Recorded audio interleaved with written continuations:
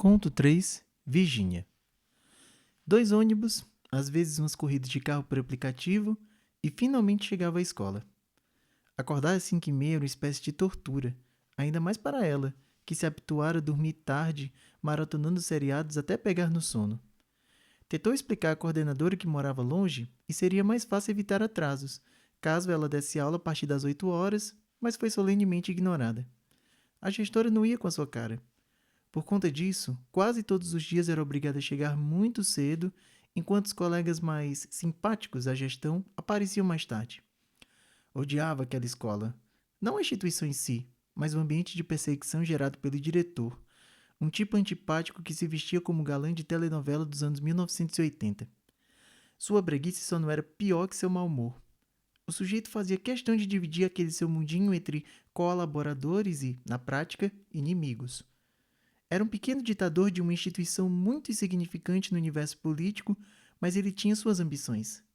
Grande bajulador do governador, fazia questão de marcá-lo em postagens nos perfis da escola nas redes sociais. Dizia-se a boca miúda que ele aspirava a um cargo de confiança e os resultados obtidos na sua gestão seriam uma espécie de trampolim para voos maiores. Cultivava particular desprezo pelos professores concursados efetivos, os quais ele não podia devolver arbitrariamente. Quando algum desses colegas ousava questionar suas imposições, o diretor não perdia tempo em transformar suas vidas em um pequeno inferno. E tome convocações para apurar denúncias de alunos cujos nomes nunca eram citados, os quais, supostamente, se queixavam dos métodos de ensino ultrapassados, do jeito ditatorial desses docentes e até de eventuais momentos de distração na sala de aula. Ele e sua fiel coordenadora pedagógica tinham um jeito todo especial de cometer assédio moral. A portas fechadas, exercendo clara pressão psicológica, fazendo de tudo para que os pobres acusados pedissem arrego. Virginia começou a ser perseguida quando se mostrou desengajada dos projetos que a gestão elaborava para aumentar os índices de aprendizagem dos alunos com notas baixas em matemática. Alguns colegas efetivos que aspiravam a um carguinho na gestão ou na Secretaria de Educação e temporários que temiam não ter seus contratos renovados no próximo ano letivo, aceitavam participar, até mesmo voluntariamente, de alguns desses projetos. Claro que o diretor, assim como muitos especialistas em educação e políticos de direita, culpava os professores pelo fracasso escolar dos alunos que vinham majoritariamente de contextos muito pobres, sem qualquer tipo de incentivo para os estudos. Convinha encontrar bodes expiatórios para a crise da escola pública, especialmente entre os professores das disciplinas consideradas fundamentais, como matemática, por exemplo. Para não apontar o dedo e produzir provas de assédio moral contra si mesmo, o experiente gestor não culpava diretamente. Preferia fazer com que os mestres se sentissem culpados. Nossa clientela são os filhos dos trabalhadores. Eles encontram na escola pública o único meio de melhorar suas vidas e as das suas famílias, blá blá blá. Um discurso velho como ele, que soava ainda mais ridículo e hipócrita quando se sabia que seus filhos frequentavam escolas privadas, assim como os filhos de muitos colegas. Virginia era macaca velha. Não tinha pena dos seus alunos, embora, às vezes, se compadecesse de alguns deles, quando sabia de histórias tristes que fazem parte das vidas do alunado de todas as escolas públicas. As retaliações que sofreu pela sua falta de consciência não se resumiram aos piores horários. Também passou pelo seu período de Joseph K. Uma vez foi convocada a dar explicações sobre o baixo desempenho dos seus alunos. Em outra ocasião, foi acusada de chegar atrasada diversas vezes. Era difícil fazê-lo no horário certo, morando tão longe da escola e dependendo de ônibus. Na última delas, uma aluna denunciou por tê-lo repreendido de forma muito brusca. Apesar de ser querida pela garotada, era uma mulher, e isso frequentemente dava aso para que garotos metidos a machões reagissem com virulência às notas baixas que recebiam. A senhora sabe que isso é muito grave e que inclusive pode gerar um processo administrativo. Riu por dentro. Sabia de coisas muito piores que foram convenientemente ignoradas pela mesma gestão e que não era sua resposta atrevida ao aluno insolente a causa daquela inquisição. A senhora conhece a pedagogia de Paulo Freire? A pergunta soou extremamente ridícula. Não porque, evidentemente, ela conhecia Paulo Freire, um nome referencial para qualquer pessoa que cursa uma licenciatura, mas porque o diretor era um notório ignorante, que havia obtido um título de mestre em um programa de pós-graduação paraguaio, cujos diplomas só interessavam aos servidores de carreira que pretendiam incrementar seus ganhos a partir da compra de diplomas. Dessa vez, sua fiel coordenadora adotava tudo no livro de atas. Pretendiam gerar uma ocorrência na sua ficha funcional. Ela se recusou a assinar. A coisa ficou por isso mesmo, mas o constrangimento e a humilhação fizeram-na ter crises de pânico. Em casa, evitava chorar na frente do filho. Na escola, procurava algum canto para desabafar consigo mesma. Tudo bem, professora? Era Vitor, seu aluno do 3º ano. Bom menino, estudioso, planejava cursar engenharia civil. Às vezes, parecia que dava aula apenas para ele. Tal era seu nível de atenção e respeito em meio à indisciplina geral de seus colegas. Também gostava de ler, claro, coisas de adolescente meio nerd. Vivia no seu mundinho e era bem quisto pelos colegas, que admiravam sua inteligência e beleza, surpreendente para alguém que não era dedicado à prática de esportes e nem frequentava academia. Acima de tudo, era bastante sensível e demonstrava preocupação real pelos problemas dos outros.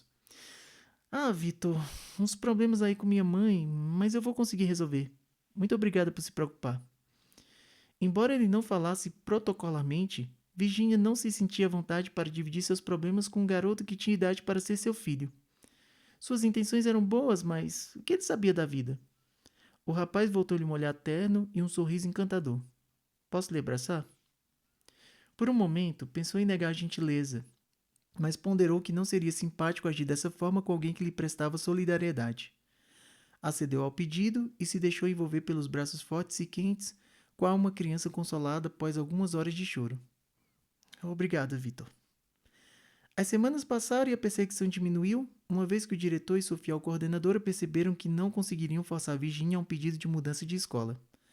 Ela até preferiu esquecer os episódios de constrangimento e a sensação de culpa por não ter dado fora daquele lugar antes, quando teve a oportunidade. Tinha medo do desconhecido. Era uma mulher de hábitos recorrentes, conservadora. Desde o fim de seu casamento, nunca mais havia se relacionado seriamente com ninguém e sempre que lhe cobravam sobre algum namorado, respondia com expressões de mau humor. O trabalho e os cuidados com seu filho tomavam praticamente todo o seu tempo, pois seu ex-esposo, que havia se casado novamente, sempre estava ocupado demais para dar mais atenção ao seu primogênito. Às vezes lamentava a falta de cuidados consigo própria. Era uma mulher bonita e os olhares masculinos não deixavam dúvidas acerca do seu apelo sexual. Entretanto, frequentemente esquecia de dar um trato no cabelo, de pintar as unhas e até de passar o hidratante na pele. A dupla jornada, os problemas domésticos, tudo concorria para que ela negligenciasse a si mesma. Ainda assim, chamava a atenção. Professora, você está tão bonita. Não levava os elogios dos alunos a sério. Porém, esse partiu de Sandro, o colega novato. Correspondeu com um sorriso sem graça. Achou a frase meio atrevida. Não eram exatamente amigos, mas colegas, pessoas que têm outro status de intimidade. Além disso, Sandro era recém-formado, quase tão jovem quanto seus alunos e definitivamente não fazia o seu tipo. Aliás, não estava à procura de um relacionamento. Definitivamente poderia passar o resto da sua vida na cama, mas comendo bobagens e maratonando séries. Não me leve a mal, por favor. Não se preocupa, Sandro. Eu sei que você está brincando. O jovem colega retrucou, meio nervoso. Não estou brincando.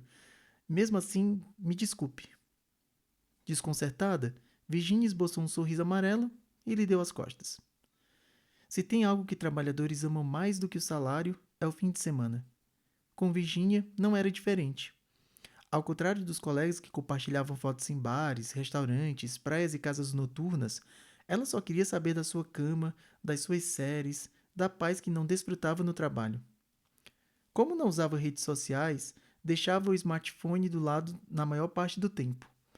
Mas, naquele domingo, esperava seu filho voltar de um passeio com a namorada e verificava sempre se ele havia enviado alguma mensagem. De fato, havia uma notificação nesse sentido, porém de um número desconhecido. Olá, professora, tudo bem? Reconheceu Vitor na foto de perfil. Não fazia ideia de como ele tinha conseguido seu número, mas pensou que poderia ser uma urgência para ele tomar esse tipo de iniciativa. Tudo sim, Vitor. Algum problema? Não, professora. É que eu gosto muito de você e naquele dia senti que estava chateada. Ficou sinceramente comovida com a preocupação do aluno. Muito fofo ele. Até esqueceu de perguntar como havia obtido seu telefone. Muito obrigado, Vitor. Eu estou bem e agradeço muito sua preocupação. Tenha um bom fim de semana. Até, professora. E se precisar, estarei aqui. Achou aquilo meio estranho, mas preferiu dar de ombros. Já se preparava para atualizar sua série preferida quando outra mensagem chegou.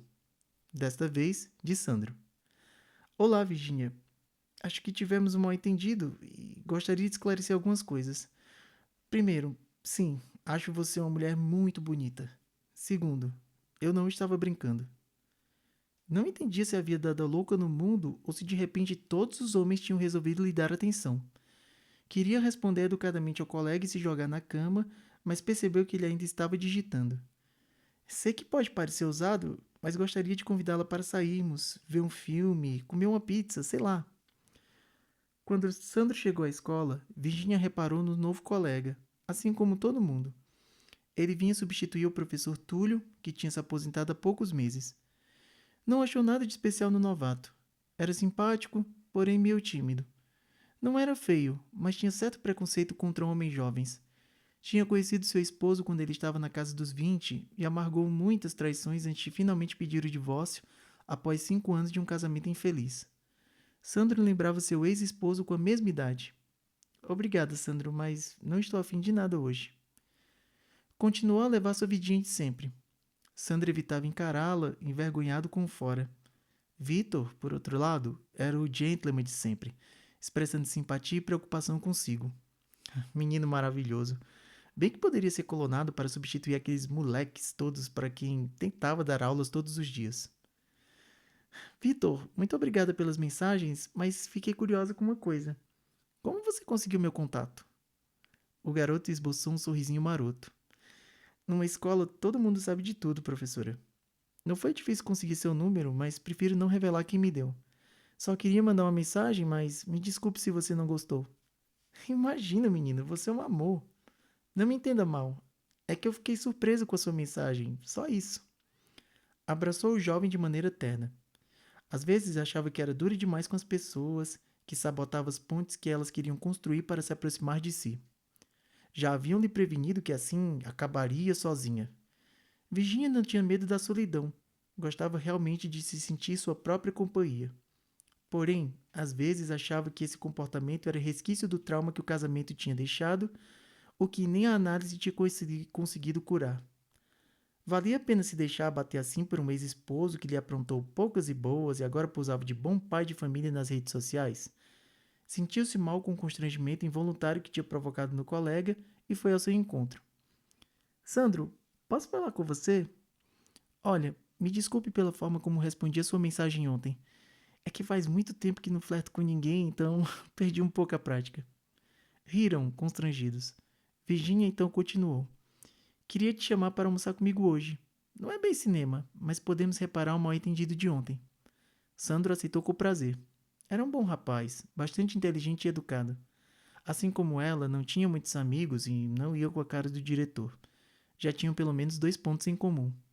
Ao mesmo tempo que demonstrava uma maturidade surpreendente para sua idade, ria como um garotinho pego em flagrante fazendo arte. No outro final de semana, Virginia aceitou o convite para ir ao cinema. O filme foi escolha dela. O After, escolha dele. Com pizza e vinho, terminaram uma noite como há muito ela não tinha. Sandro fez questão de levá-la de volta para casa e, ao se despedir, deu-lhe um beijinho tímido que a fez voltar por um instante aos 20 anos, talvez menos. Como era bom conhecer uma nova pessoa, sentir aquele encantamento do começo. O ideal seria nunca sair desse estágio. Depois vem as cobranças, os ciúmes, os chifres. Mas, do que estava pensando? Mais uma vez deixava suas neuras sabotarem sua alegria de viver. Chega! Tomaria um banho e dormiria tranquilamente, sozinha, mas ainda com a sensação daquele beijo. Meio nas nuvens, Virginia teve a ideia de mandar uma mensagem para Sandro, pretextando perguntar se ele havia chegado bem. Entretanto, mal religou o aparelho, costumava desligá-lo durante as sessões de cinema, e se deparou com a nova notificação, de Vitor. Foi bom o cinema? Não entendeu como ele soube para onde ela tinha ido e nem o porquê da pergunta. Não entendi por que você está me perguntando isso. Vitor enviou o print de uma publicação de Sandro em uma rede social. Lá estavam eles dois no cinema. Não havia qualquer conotação romântica na imagem, mas ela não gostou de saber que o colega havia postado a foto sem a sua anuência. Sim, fomos ao cinema. Foi bem legal. O Sandro é um colega bem divertido. Não quero saber dele. A rispidez do garoto deixou-a pasma e aborrecida. Olha, Vitor, não entendo por que você está se comportando assim, mas prefiro não continuar essa conversa. Boa noite. Assim que chegou à escola, na segunda, procurou Sandro. Não queria ser chata, mas precisava deixar claro que ele não tinha o direito de publicar uma foto dos dois sem a sua autorização. Percebeu alguns olhares maliciosos de outros colegas que devem ter visto a mesma postagem. Contudo, preferiu se conter e não agir de forma destemperada, até porque, no fundo, o que havia ali era um problema pequeno. Oi, Sandro. Ainda não tive tempo de te agradecer pelo cinema e tudo mais. Só gostaria de pedir que, na próxima vez, você me avisasse antes de postar uma foto nossa. Essa escola tem muitos olhos e muitos ouvidos. Me desculpe. Realmente, eu devia ter lhe avisado antes. Isso não se repetirá, mas, por favor, não negue um futuro com 20 mil por causa disso. Ela abriu um sorriso franco. Não, claro que não. Você foi muito legal comigo. Não se preocupe.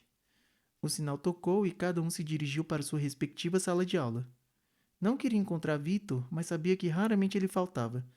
E de fato, lá estava ele. Porém, ao contrário do menino simpático e gentil de costume, encontrou-o de cara fechada e atitude hostil. Deixou que o sinal tocasse e o abordou no intervalo. Vitor, queria falar com você. Para quê? Para me contar como foi o filme?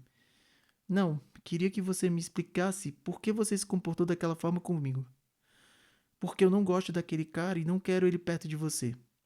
Sem palavras, ela se pôs a rir. Você está se comportando igual ao meu filho quando eu me separei do pai dele. Acontece que ninguém precisa decidir por mim com quem eu vou ou não me relacionar. Professora, você não entende. Eu gosto de você. Eu cheguei na sua vida antes daquele cara. Não é justo que ele saia com você e eu não. Aquilo era demais. Uma coisa era adolescente birrento com ciúme do amigo novo. Outra era um menino apaixonado e confuso. Não podia permitir que aquilo fosse adiante. Olha, Vitor, eu não imaginava que você alimentava esse tipo de sentimento por mim, mas não dá. Nunca haverá nada entre nós dois além de uma relação de amizade. Eu gosto muito de você, mas como um bom aluno, que poderia ser meu filho. O jovem voltou a olhar para o chão, evitando encará-la. Virginia não queria magoá-lo, mas era impossível que isso não ocorresse com um adolescente contrariado no seu desejo amoroso. Deixou-o ir e foi à procura de Sandro, a fim de almoçarem juntos. Percebeu os olhares de outros alunos atrás de si. Sandro a encontrou no portão de saída. Estava um pouco pálido e assustado. Virginia se assustou ao encontrá-lo naquele estado.